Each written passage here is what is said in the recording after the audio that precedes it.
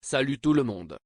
On va continuer dans cette vidéo l'explication de la glycolyse et plus exactement la deuxième phase. Cette phase est dite phase de récupération d'énergie car on va assister à la formation des molécules de NADH+ et d'ATP.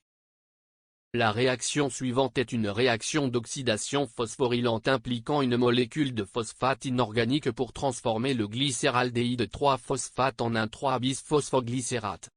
Lors de cette réaction on assiste à la réduction du NAD+ en NADH+.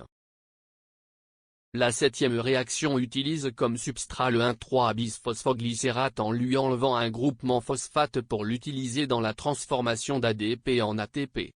Cette réaction est catalysée par l'enzyme phosphoglycérakinase, ou PGK.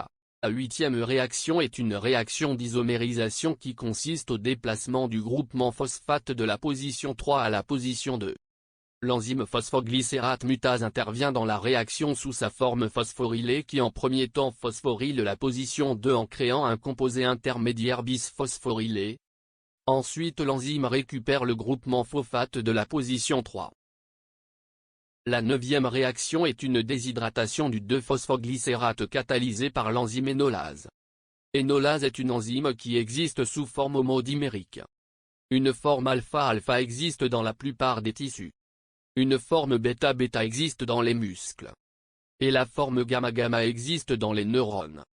Le résultat de cette réaction est la formation d'une liaison énol-phosphate par élimination de H2O. La dixième et dernière réaction est la transformation du phosphoénol pyruvate en pyruvate. Cette réaction contribue à la formation de l'ATP à partir de l'ADP et du groupement phosphate provenant de la déphosphorylation du phosphoénol pyruvate. C'est une réaction très exergonique, irréversible et qui fait un sujet de régulation de la glycolyse.